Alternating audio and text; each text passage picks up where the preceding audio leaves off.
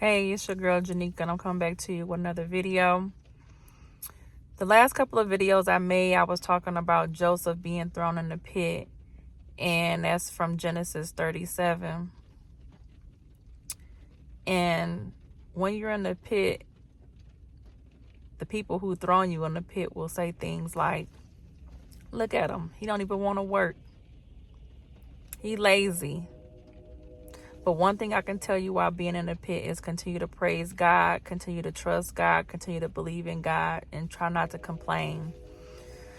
Try your best not to complain. I know sometimes it's hard to not, focus on the situation and the circumstances, but keep your focus stayed on God. Keep your eyes stayed on the Lord, because He will give you the peace that surpasses all understanding when you keep your eyes stayed on Him.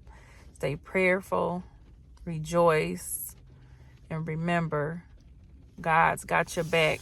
When it seems like everybody is against you, God is staying with you. He's with you. He promised to never leave you nor forsake you. He promised to be with us until the end of the earth. Lord, you are good. Just remember that the Lord is good. And He causes all things to work together for the good to those who love Him and who are called according to His purpose and His plan. And without faith, it is impossible to please God. That's Hebrews 11:6, if I'm remembering correct. So just believe and trust and do what only you can do. Do the best that you can. And remember, how you eat an elephant is one bite at a time. Don't bite off more than you can chew, and don't put the cart before the horse. I remember one of my friends used to say, "Don't celebrate just yet." When I used to work in the trucking industry, I was like, "Yes, I got this load, I'm going here." And then next thing you know, they'd switch your load. And then my friend used to be like, "See, I told you don't celebrate too soon, because it can change at any time." So you got to remember that. The enemy laughing at you. He, ka, ka. But one thing about Joseph, when God got him about that pit, who did the brothers had to come to?